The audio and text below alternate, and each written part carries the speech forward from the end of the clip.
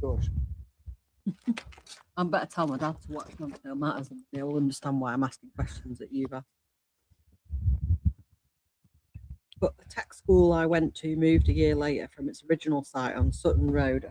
That's off now. That's the one.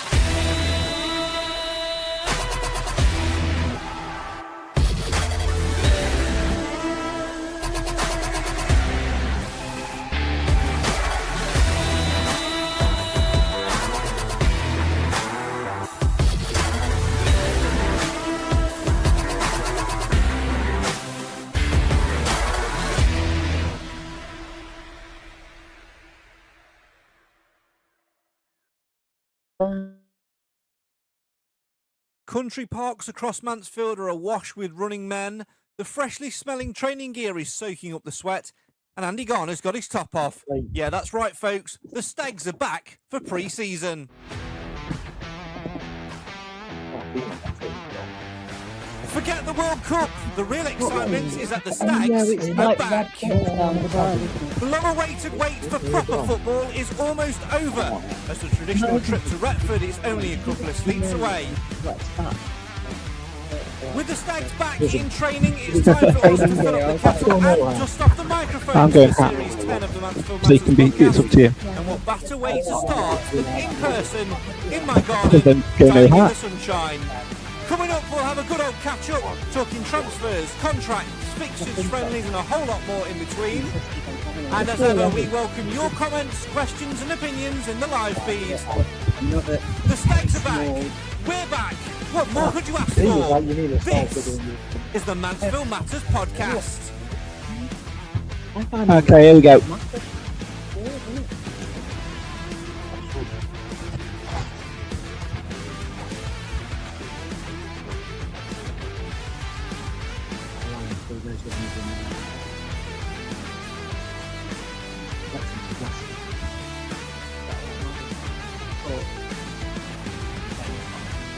Right, here we go, Mike's going live.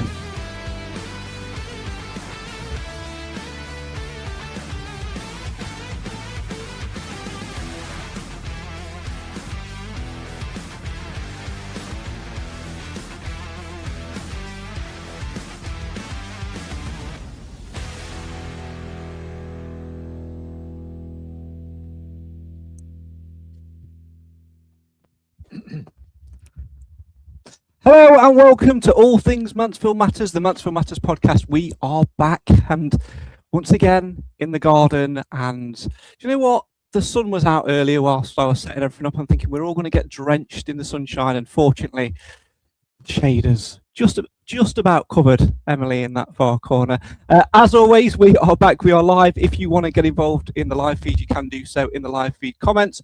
Just get involved down below and hopefully, because I've got the screen next to me, I should be able to see your comments coming through. But yeah, bear with us. Remember, it's our first podcast back for a couple of months, so we're trying to remember what we need to do as well. First and foremost, what I do need to do is introduce you to who's on the Mansfield Matters podcast panel today. So let's say hello, good evening, and welcome to the man with the hats, Mr. Clive Parkin. Hello, Mr. Clive. How are you? Hello, Craig, and hello, everybody out there. And next to him, the man who I don't know how to describe Jim, because in one look he looks casual Jim, and with the other look, when he puts his specs on, there you go, he looks I don't know, almost like Harry Potter. I mean, we did do some. Say that again. Harry Potter. That's better. Yes. It looks like an evil librarian. An evil or Harry Potter or an evil librarian. Let us know in the comments and have your say on your team. And finally, finishing off the panel, who's didn't get the memo. I didn't get the memo either. Maybe because she didn't buy a white shirt. She's gone with the home goalkeeper stop. Hello, Emily. Hello, Craig. Hello, everybody. It's good to see you all as always. As ever, remember that we are live and we're outside, so checking the microphones, you might get a little bit of loop back to make sure that I can hear everything coming through. Let us know if you can't hear us. That's the most important thing. Clive, I'm going to start with you. It's been a bit of a quiet few months, hasn't it? Are you itching for Tuesday night to come back? Yeah, I'm really looking forward to seeing him out on the grass again. But I hate close seasons anyway. And this little thing called the World Cup doesn't help a great deal. I know a lot of people get a lot of excitement and enjoyment from the World Cup. I'm just exposed to it. The real football is played at the one call, and I'm ready for it. Yeah, I'm ready for Tuesday night to come along as well. Jim, I imagine you're not so much looking forward to Tuesday night, because I think it's probably fallen on the week where you have to work late, but you're more looking forward to, I'm going to say, probably the Sheffield United game by the way the fixtures have fallen for you, isn't it? Yeah, we're going to the Sheffield United game. I am looking forward to that one. I am on afters this week, so I can't make it to Retford. But yeah, it's time we have football again, although I think we've still got some work to do. And Emily, what about you? Have you been are you itching for Tuesday night to come round, or have you got your eyes more set on August? I'm definitely more set on August. I absolutely love the World Cup, so I'm going to be very upset when that's finished. I mean, am I going to be the grumpy one on the panel today? Because I'm going to be honest now, I'm probably going to get slammed in the comments for this. Couldn't care less about the World Cup. Couldn't care less about England playing. I've not watched a single second. Couldn't tell you anyone who's in the England squad. Couldn't care less if they get to the final and win it. The club over country. If you had a gun to my head and said club or country, club every single time. Why? Because Mansfield always matters.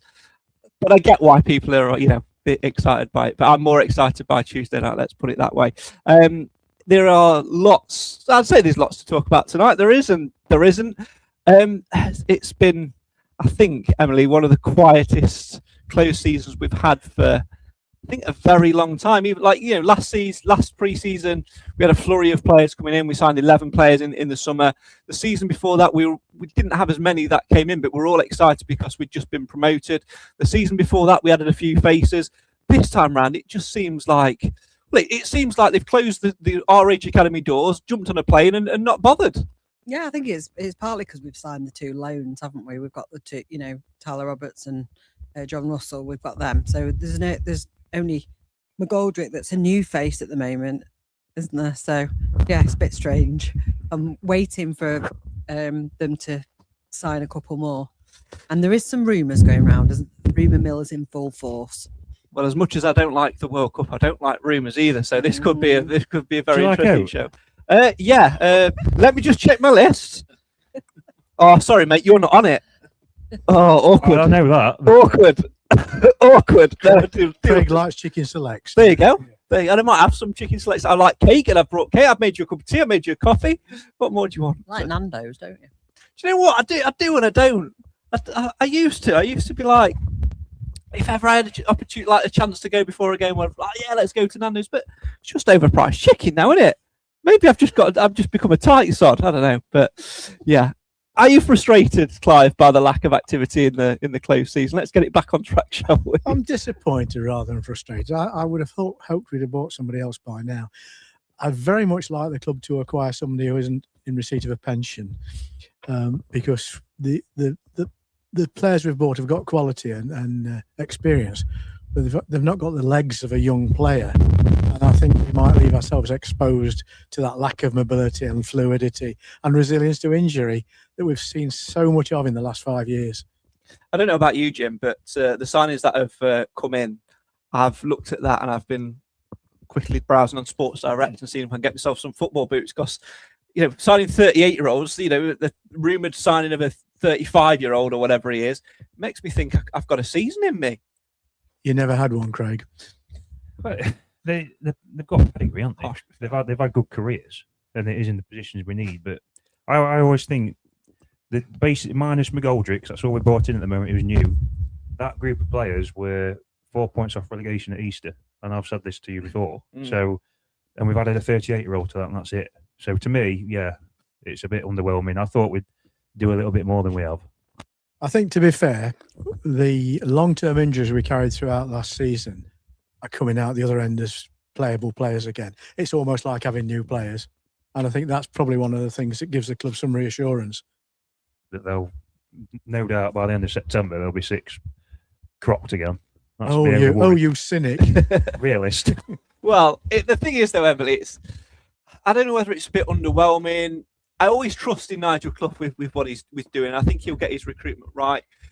Maybe it's because we've been quite early in previous seasons to get things done.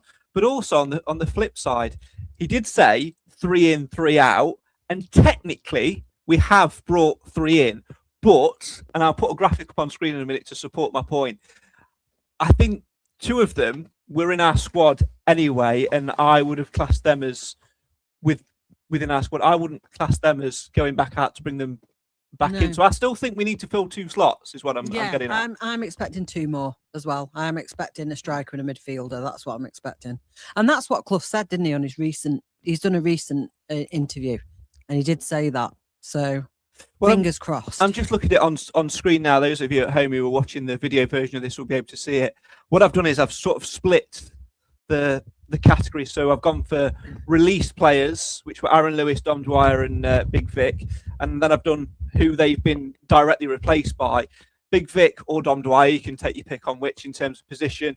Replaced by David McGoldrick on a 1-year deal. Aaron Lewis and Dom Dwyer yet to be replaced. And then obviously I looked at the expiring loan category, which was, of course, John Russell, let's not forget, was on loan for us last season. So I've classed him as an expiring loan because he was. We've then since signed him on a free transfer on a 2-year deal. Still got to replace George Abbott, still got to replace Joe Gardner, still got to replace TikTok, Ollie Iro, if we wanted to go like for like in that particular area. And then underneath, we've got the list of the squad. I think, though, Clive, you did make a bit of a point earlier, that we've got a couple of players who were long-term injuries last year who are potentially going to come and replace those squads. I mean, those players, you look at George Maris, for example, he was pretty much out from September, October, November time. Didn't play at all, Clive, and then he is pretty much on the periphery of being back in. I'm sure with a pre-season under his belt, you could look at him as being the Aaron Lewis replacement, maybe. Yeah, I don't think he's quite good enough to take a first 11. That's the thing, but it's all about squad depth, and a fit return means he gets into the squad, and that gives us that cover in that area. And likewise, I mean, who's the defender that's been out for most of the season? Bailey Cargill. Bailey Cargill. That's like a new signing. Oh yeah, love Bailey Cargill. I think wait for him to come back. The thing is with that as well, with the whole Bailey Cargill thing, Nigel Clough has made a massive point of we don't need defenders to come in. We're very much okay defensively. Does that then, Jim, potentially push one of the others up into a higher place in role? For example, Stephen McLaughlin, do you look at playing him higher as a left winger? Fraser Blake Tracy then becomes your first choice left wing back. Will Evans played there a lot late last season, didn't he? What's your views on that? I think it'll be similar to the roles they played last year, really. It would depend on what holes we need to plug. I think, just be the same. It would depend on who we can keep fit and for how long. I agree with Emily. I think Cargill gets in my first 11. Absolutely. He's very literate on the ball as well, isn't he? With the way we want to play. Even though Sweeney did finish this season very strongly. But it just depends on who's fit, But no, I think the defence is in good order, really. It's just the other end of the pitch, isn't it? I do agree with Clough. We're missing a midfielder, sort of a McDonald type, and a big sort of hold-up centre forward. But that list you just showed, Craig, to be honest, those loanees all contributed last season, didn't they? I still think we probably need perhaps a bit more depth in loanee-wise as well. I mean, it's about squad spaces as well, Clive, and looking at what they do. I mean, let's look at those loan players that have gone back and we've not, brought them back. TikTok, divisive for me, had an excellent debut, very rarely produced the goods after that, often frustrated, but then showed glimpses of quality. Would I have him back? I guess it would depend on where we are in terms of numbers and when we are. At this current moment, going into the first pre-season game, no, I wouldn't. But if it got to later on in the transfer window and we needed to fill a slot, then maybe my opinion would change. I think we saw glimpses of talent in the lad. And I think his first game was a phenomenal flash in the pan. I think after that, his contribution was minimal. And so I wouldn't worry too much about his non-availability in the squad. You mentioned earlier, by the way, about Will Evans playing right wing back or whatever, left wing back. And that's not a bad idea, but it wouldn't be the right place to try him. If you remember how good he was when we had Gregory, I'm hoping that McGoldrick is the replacement for Gregory and will give that sort of partnership with Evans that was so profitable for, albeit too short a period of time, when Gregory was with us. Yeah, I can see the thought process there. I just think for me, Emily, the McGoldrick sign and the way Clough will play him, it's going to be very much like he played Davies Keeler Dunn. Mm-hmm. Yeah, he'll play him in behind, won't he? Yeah. Oh, what was that? Just the pants blow. All right, okay. We've got ghosts. I thought we had a duck or something. But no, I'm going to be very interested to see how Clough utilises Will Evans next season, actually. Yeah. I think that's of great interest to me. Yeah. I think he'll get games because he's always fit, isn't he? And he can play anywhere down the left. And I think he will contribute. And he's always hungry. Yeah, 2 or 3 positions. I'm sure he'll play a lot of games. Yeah, it would just be interesting to sort of see what they do tinkerage-wise in pre-season. For me, the biggest worry is that midfield, Emily. It has to be. I mean, Absolutely. Aaron Lewis gone, George Abbott gone. George Abbott was barely fit. I don't know what it is with us signing midfielders from Tottenham. We had the same with Matty Craig the season before, didn't we? He barely played, but it was still a squad space. You had George Merritt out injured as well. Pretty much probably the last 10 games of last season, our midfield was Lewis Reed and John Russell, and that was it. And absolutely, then interchanging with Regan Hendry. I think we just light on bodies. They did a good job, though, didn't they? They did. We were a bit unfortunate in that the Forest lad got swooped on by Oxford. I think he would have held his place if he'd still been available to us. Yeah. And we did feel a little bit thin after that. Yeah. That's the position we need, isn't it? Another McDonnell type sort of. A young, fit, fast, fluid midfielder. Oh, forget it then. Yeah. Any 38-year-olds out there that have played centre mid that are itching for a game, Nigel Clough's got a contract for you. Anyone younger, I don't know.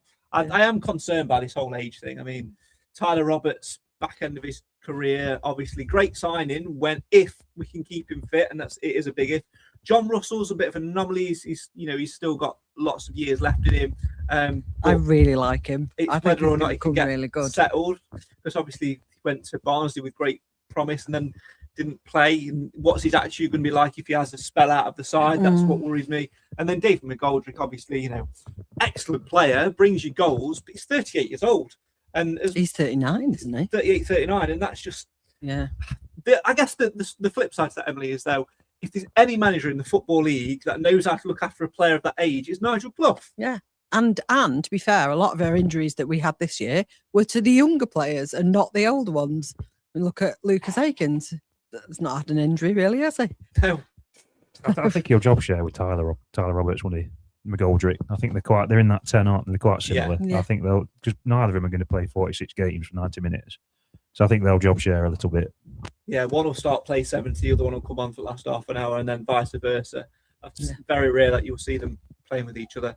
But I think it's definitely that midfield area. Maybe George Merritt is the answer, Clive, but I think similar to Rhys Oates when he sort of came back, he's got to come back with that attitude of, right, this club have looked after me for the past God knows how long.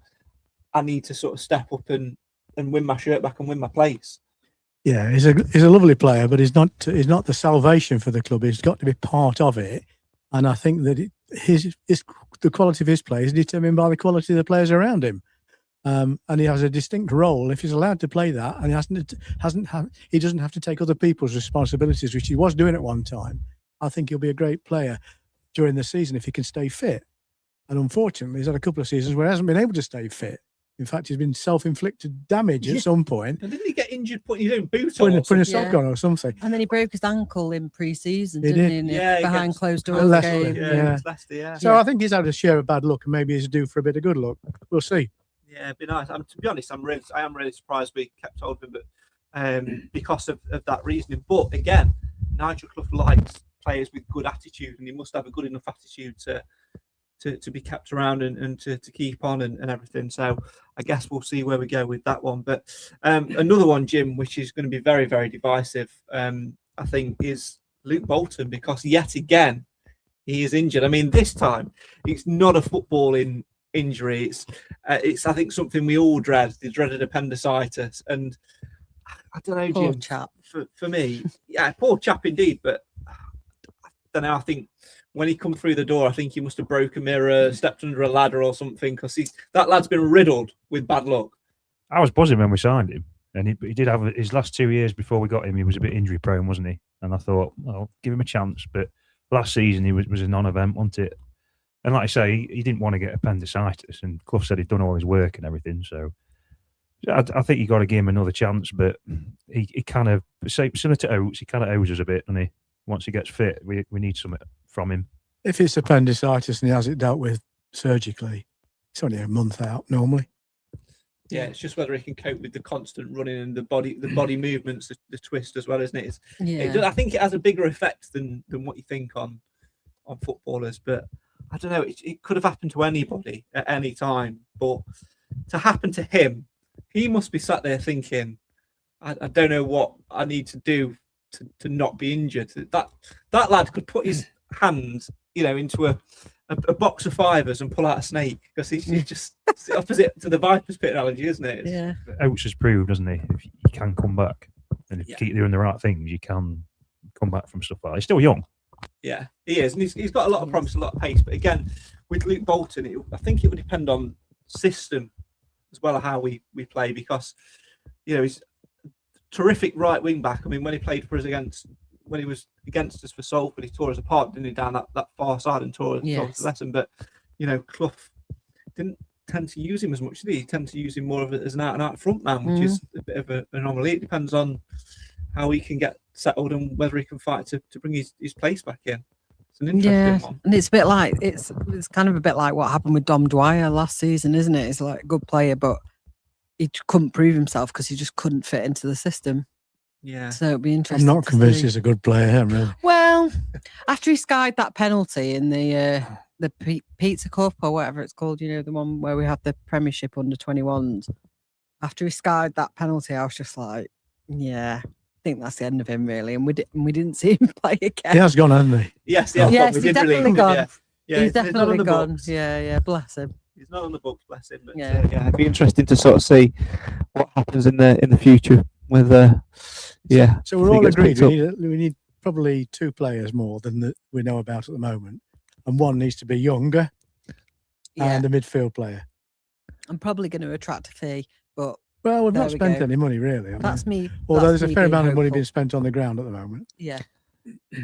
Which I don't think that's a bad thing. I think this is a misconception among fans sometimes, that transfer budgets, it's all about the fee that you pay. It's not. It's the little things. It's giving them a wage which betters other clubs. It's looking in some cases of moving house allowance and helping them to do that. Whether it's putting them up in a rental for 6 months and paying for it whilst they find a house, or whatever it may be. Moving house doesn't happen just overnight. It's a long, drawn out process, as everybody knows. And I think for footballers as well, when you're moving from a different area, to come to a new club, to have all that going off the pitch, and then you've got to think about your family. That's why players like Keanu Bacchus never worked, because they couldn't get settled in the area. You've got all of those things.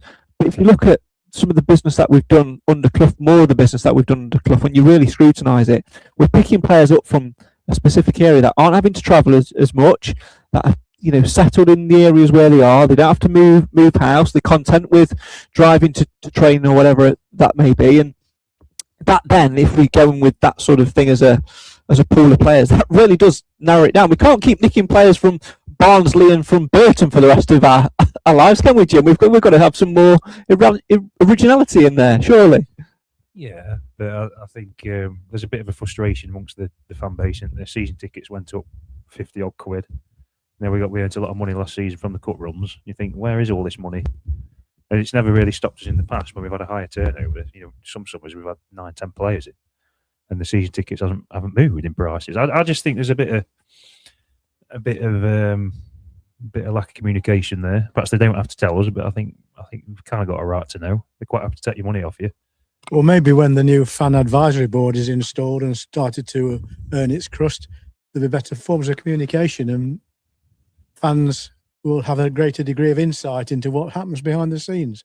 I mean, I can look at a balance sheet and I can tell you that the club owes its owners a lot of money, so they're not profiting from it, and they'll only ever profit from it if they sell the club. And who's going to buy a club like Mansfield Town? I can't ever see that happening. So I think you've got to recognise the fans always want them to spend more money, and I understand that, and I feel the same way. But Craig's right. The money is being spent on salaries rather than on fees. And of course, agents' fees are the invisible cost in all this as well. You still got to remember it is only July, isn't it? It is still 6-7 weeks. We might be the time to have this conversation. Really, is the first week of September, isn't it? You can't. We've still not signed someone. Well, yeah. I mean, and when you sort of evaluate the window, you can't. It's too early to. I think if we're in the same position as that we are now at the end of the window, it's a very bad window, and I think I'd be very frustrated. But I think the other side of it is getting the squad settled, and I think one thing that Nigel Clough does really well is he creates this really good tight knit group that have got each other's backs. They look out for each other. They bounce off each other well. They know each other well, and bringing in people sometimes. It's really difficult to get the going. If you look back to last pre-season, we put in 11 players over the summer months, and it did take a little while for them to start to gel and start to bed in with each other. I think now we've got that group again, and we just need. So it's about getting the right players and the right fit, and you need to give that time. So the longer we go on, I think realistically, if we need to have our business done by the latest, the second or third game of the season. We've got to give them time to come in, and those players that we are bringing in, they need to make sure that they're taking themselves over and they're up to scratch and ready to go. Because if they're off the pace, as anyone else, that if you look historically through Nigel Clough's pre-season, that if a player is 2 or 3 weeks behind, they ain't knocking on the door till October, November, and that's a real scary prospect for someone coming in, isn't it? I've no doubt that Clough would want the players all here now, and I've no doubt we will recruit more. But I think, like he says, we need to score more goals. It's the attacking end of the pitch he wants to go after a certain quality level, and it's not easy because at this level, if you've got a good player available, they'll have half a dozen offers, and they can play the waiting game, can't they? So I don't think it's for the want of trying or how the club would ideally want them to be here now. Obviously, it's tough. We're not a big fish in this league, and it's not easy. But I've no doubt we will recruit more. I think the other thing to bear in mind is the Premiership and Championship clubs are all doing business. Yeah, the season's running a bit late because of the international football calendar. They're buying players, moving players on, looking what they've got left. There'll be players who'll say, they're not ready for playing first team football for us, but let's find them a good, honest working club that they can take them on for a season, which is what we did with the Forest players and other loanees. So I think there'll be 2, maybe 3 loanees available to us. And I would imagine that the balanced book approach is that's probably the right thing to do, is to get a couple of young, promising players that they're not quite ready to break through at their host clubs. Maybe it's relationships which are more important at this point. I don't mean in terms of relationships between player and manager. I mean club relationships, because what you want to be doing is, I think you're absolutely right. You hit the nail on the head because of the World Cup and because of the international break in the season starting a bit later for those clubs. They are holding on to their younger prospects a little bit more because they need them to make the numbers up for pre-season, to tick things off, to tick things over, and things like that. So actually it's probably going to be more towards the last 2 weeks in August, early September, when that window really shuts, when clubs are more willing to let those players either go out on loan or sell them for a little profit or whatever that may be. And because of that, some clubs will go, I don't want to gamble and rely on that network. Other clubs will go, right, I will rely on that. It's about getting yourself to the top of that list, and you have to think, where are those relationships coming from? You look at the link between us and Forest. They've gone through a number of different managers. Then they've had another new manager come in the closed season who might operate completely differently. He might not care about, the academies developing a little bit. He might see those players of always sticking around, or he might not want anything to do with it. So you've got to look at rebuilding that relationship. We've had a relationship with Tottenham for the last couple of seasons, but every player that's come to us hasn't really had that consistent football. Matty Craig got injured, George Abbott got injured, TikTok wasn't good enough, and I think Nigel Clough saw that he wasn't good enough, and therefore maybe that as a relationship that's broken down a little bit. We haven't really got many relationships with other clubs. They seem to be the two clubs that we get loans from. Did we get something with Arsenal maybe? I don't know. Don't underestimate the power of Clough, I don't think, is the thing. I think a lot of players and their clubs, would be happy to come to Mansfield because Clough's there. I really do believe in that. And that's what worries me most about Nigel Clough retiring, is that we lose that influence and that pull to the club. Yeah, maybe that's a worry for September, October, November, isn't it? I know. We'll see where it's at. But you know what I mean? I just kind of like I really think that it's a massive pull to the club, is being managed by Nigel Clough and wanting in on that experience. This is a good point that's coming from Keely in the comments. If you want to have your say on your team, you can do so in the live feed comments. And she says, we also have some very good and upcoming academy players that hopefully will be given a chance this season. And to be fair, Clive, you have been, I think, rightly very critical of the lack of pathway in previous seasons, but that does seem to be getting a little bit better, and maybe this is the season where Clough goes, right, I'm happy with the core of the squad, and we've got some good talent coming through. We wasn't afraid to use them last year when we had the injury crisis, and to be fair, when some of them got the opportunity, they did show some good promise. I think Elliot Hartman is one of the names which stands out. I think Charlie Carter's might be another one. I don't know if I made that name up. It seems to ring a bell. I know there's definitely a couple of them that are training with the first team in pre-season so far. So maybe this is, as a defender. Yeah. We need to be better at knowing names, don't we? But maybe this is the opportunity from Clive. Maybe this is the year where actually the work in the last 5-6 years is about to pay off. But one thing's for sure, we'll see a lot of these potentials on Tuesday night at Retford, because they'll certainly want to put them out there. But yeah, I mean, in my world, the only justification for having an academy scheme is to have something come out the other end for the club. It does a lot of good work that doesn't result in players playing professionally for Mansfield Town. I accept that. And the club benefits in all sorts of ways from having a class academy. But what the fans want to see is a nugget come out of it that breaks into the team and makes a career out of playing football at this level and moves on to better things afterwards. Yeah, well, time will certainly tell on that one. I mean, another one to talk about, Jim, is Owen Mason and what we do with him, because of course he was the second choice keeper for the first half of last season. Then we sent him out on loan, which was the plan, and we brought in Harry Lewis. Harry Lewis, of course, is still here. We paid money for Harry Lewis, let's not forget.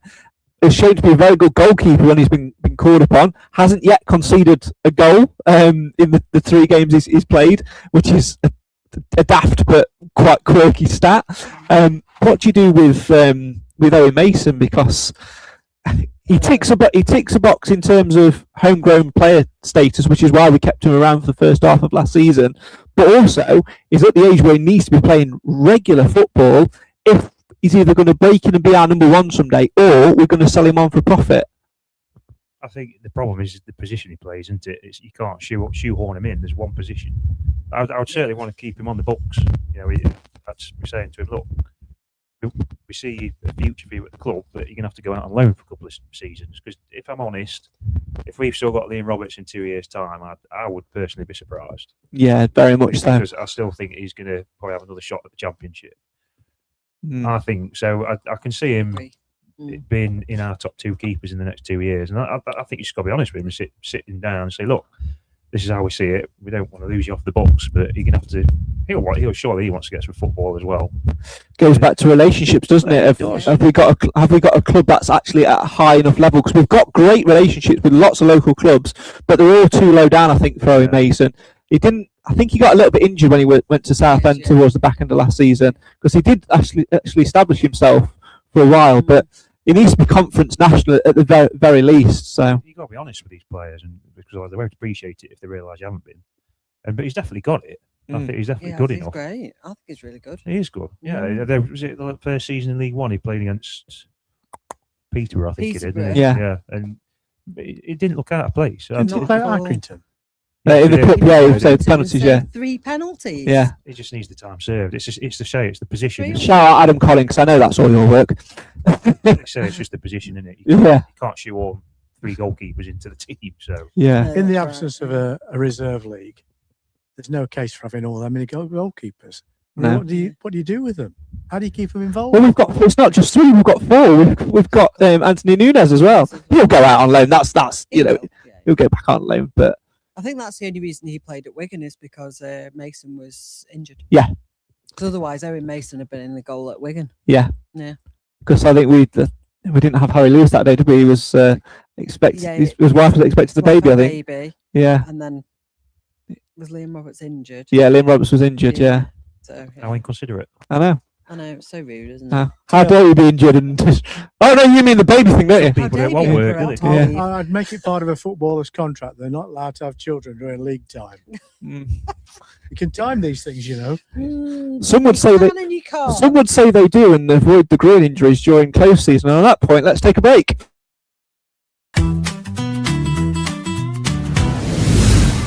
Protect what matters most with Actifire Limited, your trusted local fire safety experts in Nottinghamshire, proud sponsors of the Mansfield Matters podcast. From fire extinguishers and alarms to emergency lighting, pat testing and risk assessments, they've got everything you need for your business to stay safe. Affordable, reliable, professional. Because when it comes to fire protection, there's no room for compromise. Call Actifire Limited today or visit actifire.co.uk. Be ready, be safe, act now. Actifire Limited, proud sponsors of the Mansfield Matters podcast. We're the Mansfield Matters crew, making podcasts just for you. Some show up, some disappear, but the Stags bring us all here. Through the ups and downs we stay, talking Mansfield Town every day. You're back with the show for the fans, by the fans. Why? Because Mansfield always matters. Thanks so much for joining us on this, this Sunday evening in my garden. Thanks so much to Clive, to Jim, for Emily for coming to join me in the nice, cool, refreshing shade. You know what? It's so nice to be sat outside and not baking hot in the sun. It's been a death for a ginger. Anyway, let's move on, shall we, and talk all play. Tell me about it. Let's move on, shall we, and talk all things fixtures and pre-season. We mentioned it lightheartedly at the top of the show. Retford first on Tuesday night, Clive. We've got the schedule sorted just about. Looking forward to getting to that first friendly. We'll pretty much see everybody because, as per the tradition of Retford away, two 11s, 45 minutes each. Yeah, he said as much in his recent interview. Clough said that, his squad will get half a game each, and then all the peripheral players will come on as subs, I presume. But I'm looking forward to it because it's a natural start to the season. We play out there in the sunshine. It's only a 25-minute journey from my house to there. You get to see the players, both the old ones and hopefully a few more new ones. And the owners are there being sociable. And of course, let's not forget, Retford United really value the fact that they get a good income from this game.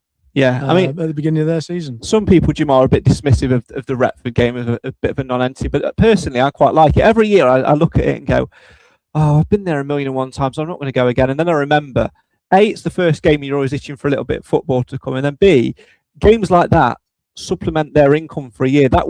That's our pre-season friendly with them is the equivalent of our FA Cup fifth round tie against Arsenal. It's in terms of the money it generates. Sometimes it will be, a first opportunity for people to see new players, as it was last pre-season. But other times, you get that non-league culture of, if Stags aren't playing that far away, I might pop down here and watch a game. And it's these little dribs and drabs, and it's what we should be doing to support local grassroots and local lower league sides. Yeah, it's part of the community effort, isn't it? I think it is important, that is.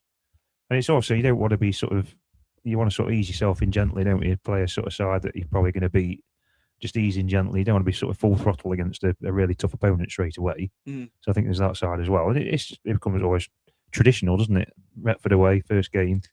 It's always like part of the calendar, isn't it? It does become part of the calendar now.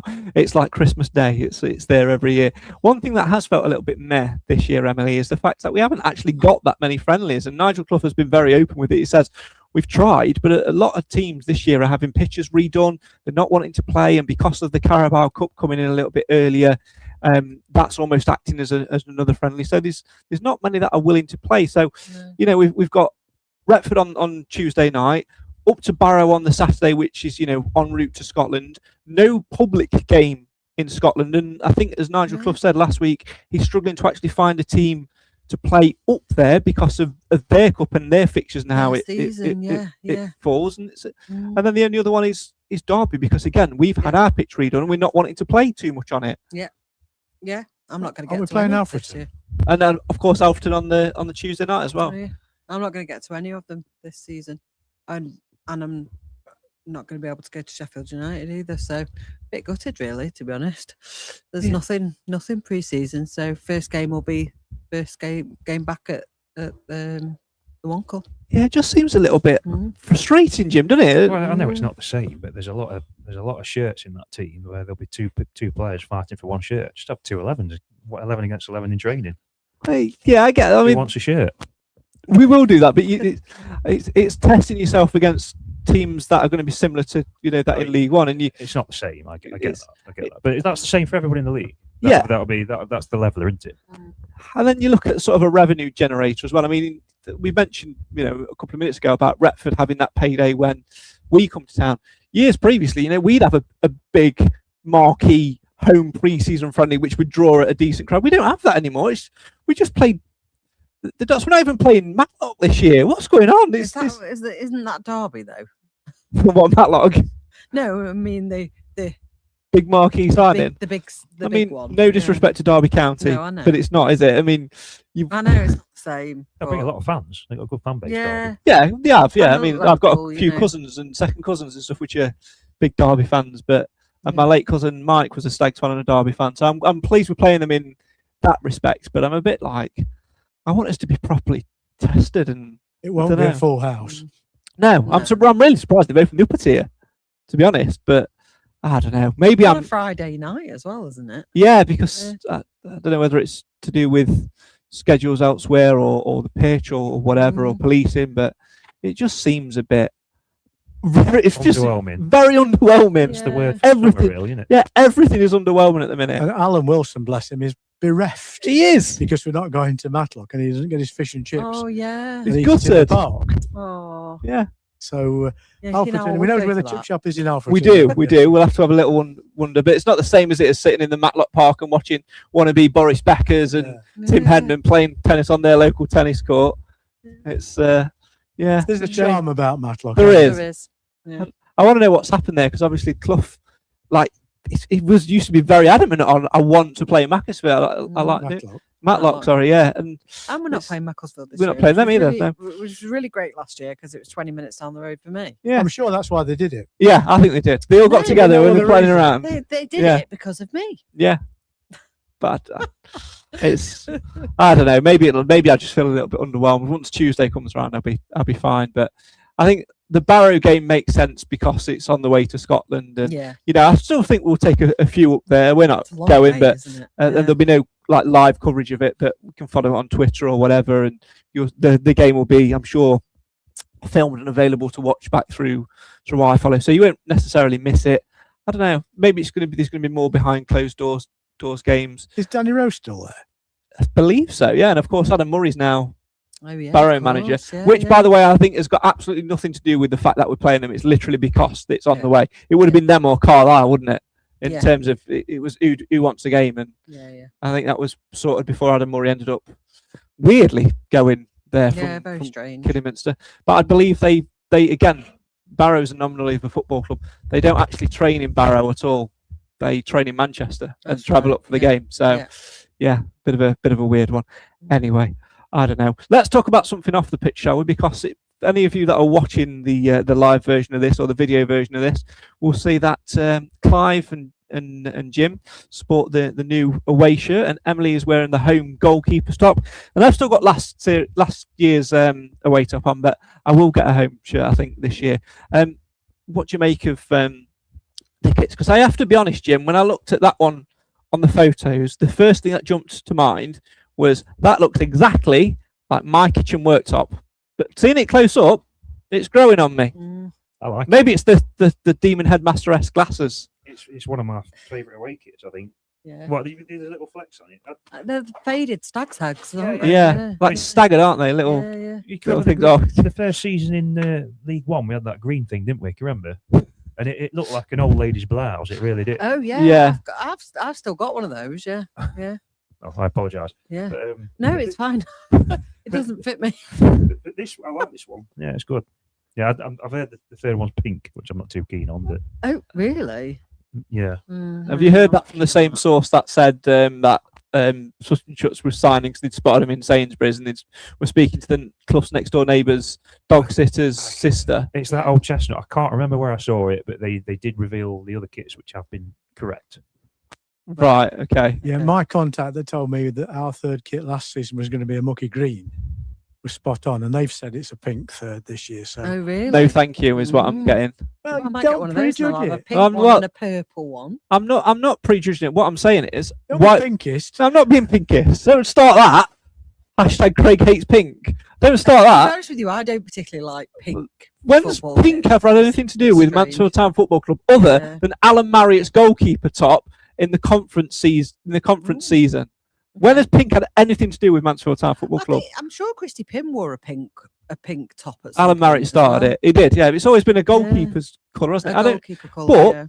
Answer me this question: what's wrong with having that goalkeeper's top there, what Emily's wearing, as Yeah, a third as shirt? third kit. They What- don't make as much money. Yeah. Exactly that, and Yeah. that's completely wrong, and that's where it annoys me. And you never said you do this, Mansfield Town, but you're starting to do it. Yeah, Mhm. it's true. It's true. Ever since they changed to Castor. Yeah, It's and I every don't think season. they're behaving any differently to any other football club. No. I mean, when I think back, it's not that many years ago, they had a policy of changing the home kit, the first team kit, and the change kit on an alternate seasons basis. So Yeah. you got 2 years out of each one. And then it's gone back to being annually. And not only that, it's annually 3 times. And then if you had the goalkeeping kits in there, I can see some families spending thousands of pounds each year on, peripheral stuff for watching football. That's their choice, of course. And I actually think what the club can do better and should do better is to have a better range of non-shirt stuff. There is sportswear, Mhm. casual wear. Yeah. Not got a lot of room in that cabin. It's better than the old place, but there's always an appetite for that sort of stuff. Yeah. And if you go to other football clubs who've got better shops, they do an awful lot of that. Yeah. Different merch, Yeah. different And everything. we I said just that love green that. one last year not many people liked it as a Hated it. and we didn't win a game Which wearing one? it. the green third shirt. Oh I yeah, don't think no. he got a point in it, did we? No, I one of think the we worst stopped kits we've ever wearing had. it at the end of the season. Like, Didn't get a point. I genuinely terrible. think they will struggle to sell the surplus stock of that yeah. unless they put them on for like £5-10 or whatever. Well, that's not going to It's happen. not going to happen, is it? But some people do wear them. I've seen The people wear green them. kit was, I think, had the advantage of being a decent casual top. Yeah. You wear it over some jeans when you're going out. That's Yeah, but fine. it's just not. As my mother would say, don't show them up. Yeah. But the thing is, like, when I'm sure where was it they played? Was it Burton Albion? Yeah. No, Port Vale was it? I can't remember where it was. It was chucking it down. It was either Burton Albion. It must have been Port Vale because Burton Albion, it was sunny. Yeah. So yeah, it was Port Vale, and they were playing in that mucky green kit. I'm sure they were, and You couldn't see you them. couldn't see them. Well, here's a question for you three, because obviously I can't answer this. Chris has asked, are the new seat shirts true to size? Are the new shirts true to size, or do you have to size up like last season? Well, we're at odds on this because I think they're big. Mine's the same as last year, same size. The same size as last year, yeah. So unless Yeah. your personal size has changed, Yeah. I'd get your size that you had last year. Well, I bought the previous manufacturer shirt. I used to buy a large in it. This is Yes. extra large. But Really? I like a bit It's more got room in it. that. And not only that, when it gets cold, you can put something underneath it. Yeah. Everybody just takes their own decision on this. I think they're reasonably true to size. I would have got away with a large, I think. Yeah. Well, I wish they'd do like women's sizes. It's really annoying. Yeah. It's true. Yeah. I'm old-fashioned. I'd like to see long sleeve shirts again, but there you go. Oh yeah, I'd love that as well though. The goalkeeper one. Obviously, we've not seen the supposed alleged pink highlighter third kit yet. I'm not going to be happy when that comes out, am I? But what about the two? Because I really like that design of the checkered stag. I mean, I know the collar's a bit divisive for people on the home shirt, but I really like that. I think that's one of the nicest home shirts we've had for a while. I bought it straight away. And I don't know. Take my money. Which out of the two so far though, which one would be your favourite? What with the Out of the yellow home shirt and the white away shirt? well, for me this because I don't like collars, but that's just a personal preference. I think I like this one. I really like that one. When you look at a shirt, you know within 2 or 3 seconds whether you like it or not. Yeah. And it's personal preference, isn't it? Yeah. I've always said that our second kit should be white because it doesn't, if we change them because of the clash of colours, we're not going to worry about having a third kit. That doesn't stop us having one. Right. Plus, under lights, white works, and I think white makes players look bigger. The old Leeds United message was that if you're dressed in all white, you look bigger as players. It's smart It's as an well. illusion. Isn't it? It's clean I'd and like seeing that. smart. When I saw the photos of this one when it was released, I was against it because I was a bit like, looks like a kitchen worktop from a But you couldn't distance. see it But properly. you in couldn't the see it pictures. properly. Mm. Looking at it close up, the more I'm seeing it, it is really growing on me. I'm not Yeah. going to lie, and I like the little detail of like the I dark like the blue side. on yeah, down yeah. the sides and on the shoulder. But the one thing I don't like about it is the badge. I'm a traditionalist. That is not our badge. That's our badge with the Yeah, yellow but and blue that's on the it. same And this on is the that one, same. isn't it? It's an away kit. It's going to be slightly different, isn't it? Yeah, but your badge isn't different no matter where you are. No, Well, yeah, it Badge, does the annoy me badge, that. the badge yeah. is the badge, and the badge should be the badge. Yeah, There's no I alternative agree to the with badge. that. There's no alternative badge. The badge is the badge is the badge. I agree. What's the third kit one going to be? Is that going to be a pink version of that? Someone's dicked around on Photoshop and they thought, oh, that looks nice. No, one badge. It's actually going to be a pink shirt with a fluffy boa collar.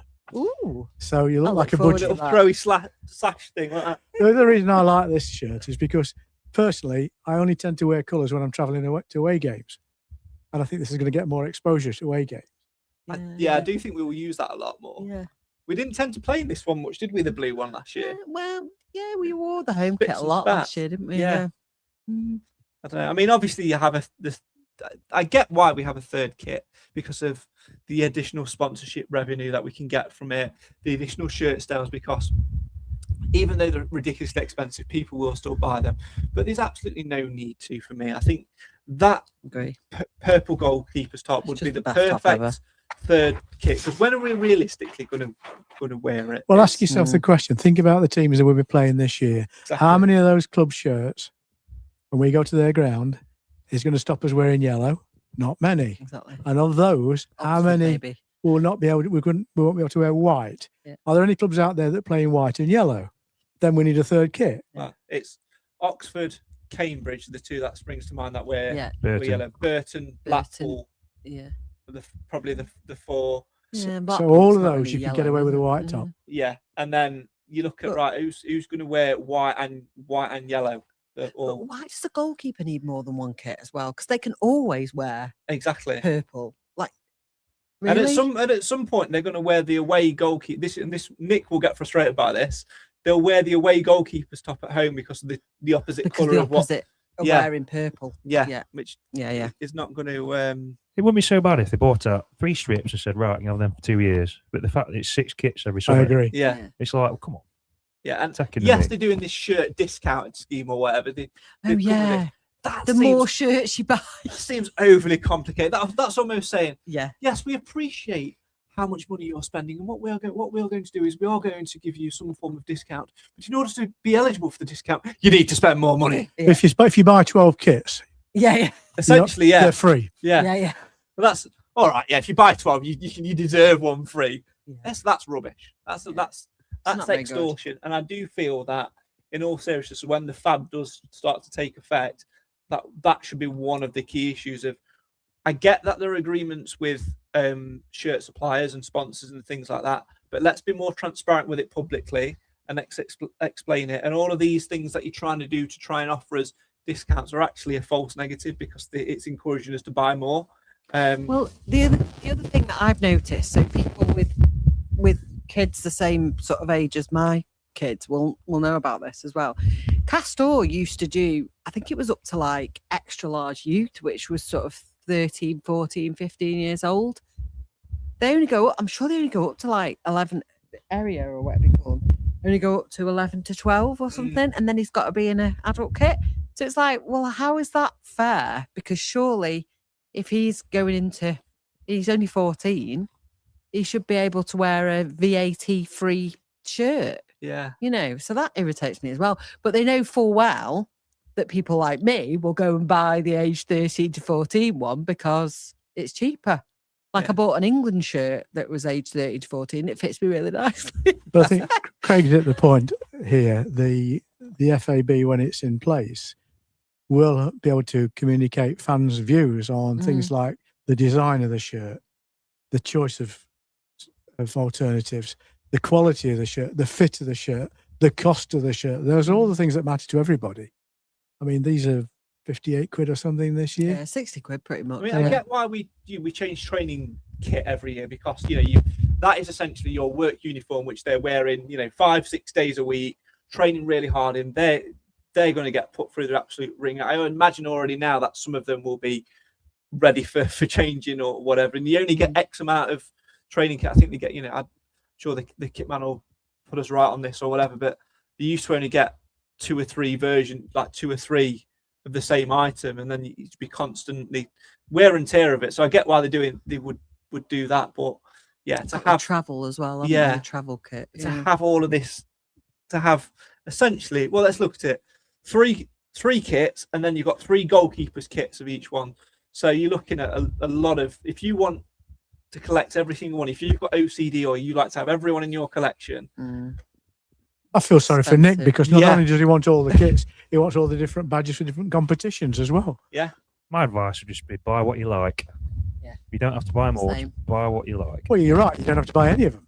You don't need replica kit to support your team. Some people will just buy it because it's been released. Yeah, and that's fine. That's their decision. Yeah. Take a minute to think, do I actually like this? Yeah. Mm-hmm. Well, I think that's the apt advice, Jim, to move us on to our final thing of our return podcast. Take a minute to think, do I like this? And the answer for all 3 of you will probably be no. Content loading. Selecting game. Game selected. Players stand by. What's in Craig's bucket? We can't do a return feature without a return podcast without having a little bit of daft fun at the end. I've got a different bucket this year. I used to had a black bucket before. I've got an orange one this time, mainly because it's one from the garden. There is an item in Craig's bucket, and all that you have to do is figure out what is in Craig's bucket. You have 3 questions each, and I can only answer yes, no, or maybe. I have actually got no idea what is in here, so I'm going to have a look. So I've asked Nat to... How are you going to answer the questions then? So I'm going to have a look at what items there before you start. I'm going to eat a strawberry, is that all right? Yeah, of course it is. Do what you want. But It's not going to say no, is he? oh, no, you can't be eating strawberries on an live feed. No, And don't worry about it. We didn't want any. Got a strawberry. We got a cave, but I don't know. Honestly. So 3 questions each.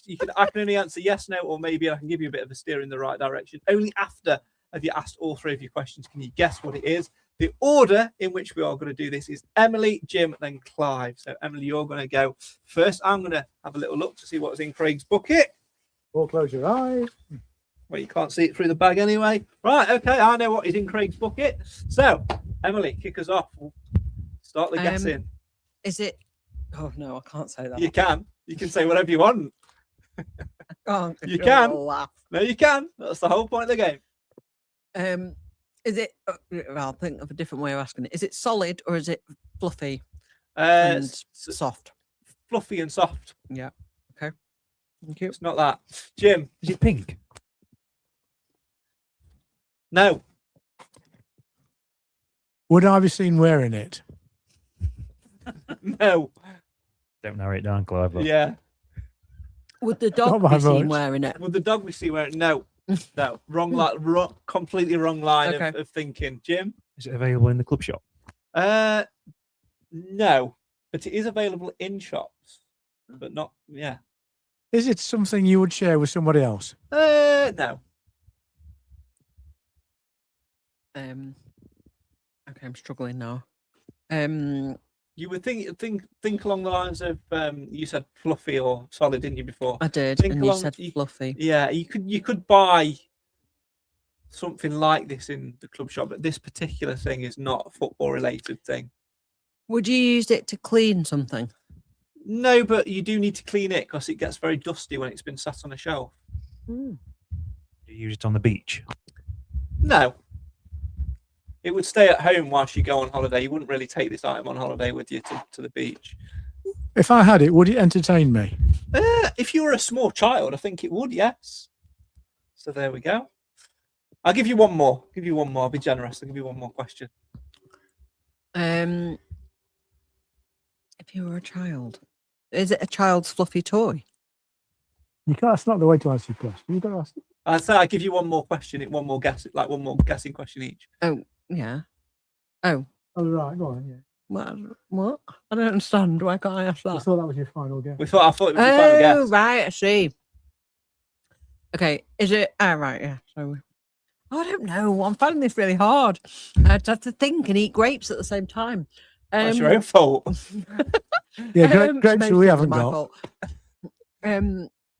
That's a bit sour to me. We didn't get the strawberries. We didn't get the grapes. But never mind. Is it something that a child would cuddle? Yes. Jim, An old person cuddle it. if they wanted to, yeah. I mean, I reckon this particular thing would be more. I don't know whether this thing is still on TV or not, so it might be a generational. Does this thing that can be cuddled by a child or an adult require any batteries? It does not. No. Right. So now we can guess. Is it a child's soft toy? Jim, Is it Sooty and Sweet puppets? Clive.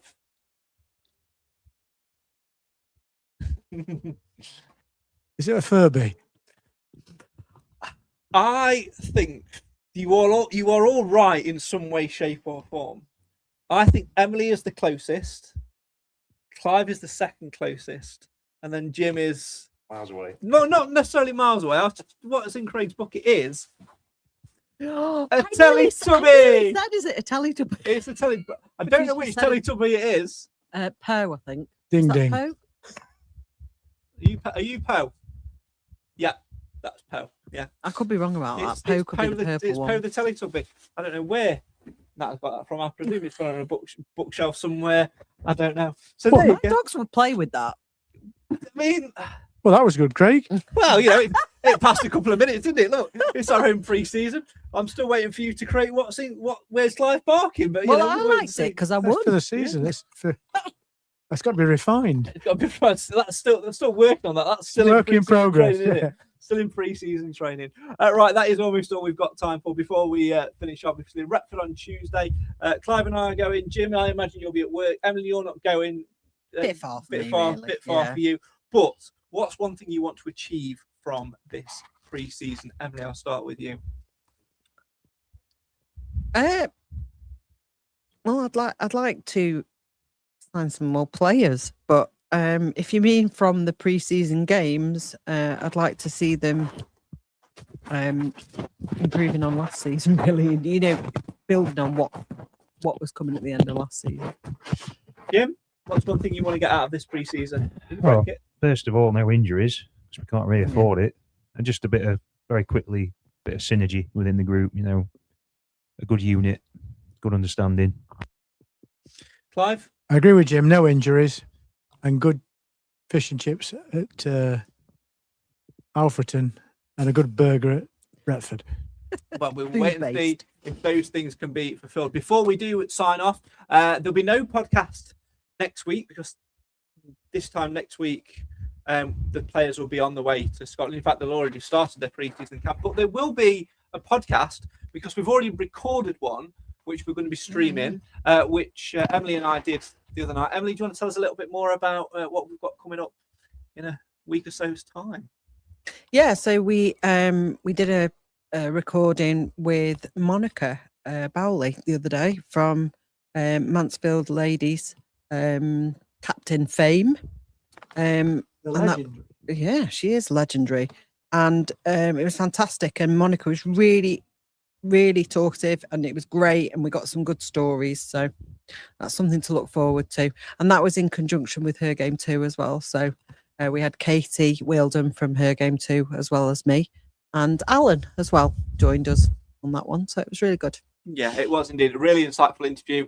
A lot of chat about her time with Mansfield Town Ladies, and particularly about the development of the women's game and how different it was when she first started, and the changed attitude at the club and the changed attitude in the community and things like that. Do not miss it. Stay tuned to our social media to find out when we're going to be putting that live. We'll be putting it out as a live stream, but we won't be live, if that makes sense. But you guys can chat as always in the comments and get involved with that. And then we'll be back in a couple of weeks' time properly for pre-season update number 2, where hopefully we've got some more additions to talk about. We'll talk a little bit more about how we're looking in pre-season, probably after probably before the Alfreton game, I would have thought, and then we'll see where we are. But the best thing to do is follow us on all things social media and stay up to date. Why? Well, because Mansfield matters.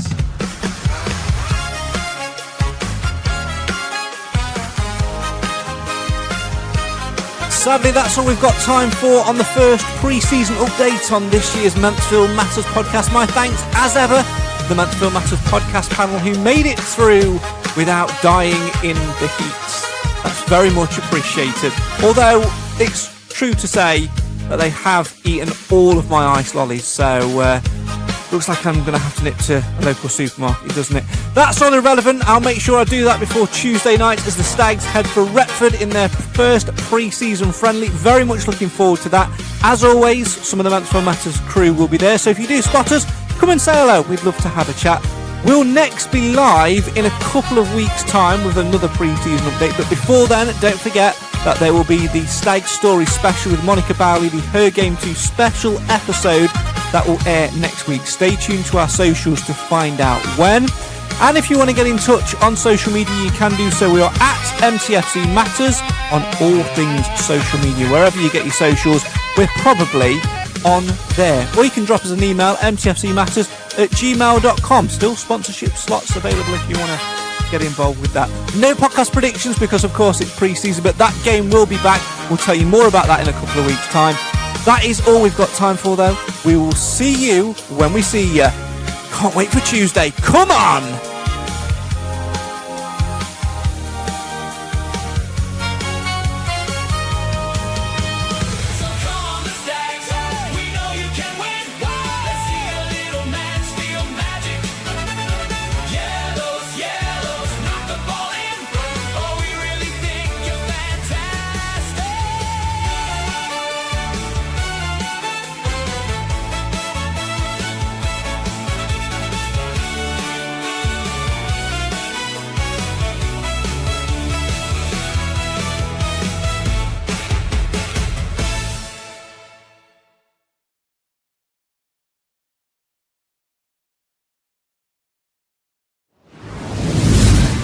Protect what matters most with Actifire Limited, your trusted local fire safety experts in Nottinghamshire. Proud sponsors of the Mansfield Matters podcast. From fire extinguishers and alarms to emergency lighting, pat testing and risk assessments, they've got everything you need for your business to stay safe. Affordable, reliable, professional. Because when it comes to fire protection, there's no room for compromise. Call Actifire Limited today or visit actifire.co.uk. Be ready, be safe, act now. Actifire Limited, proud sponsors of the Mansfield Matters podcast.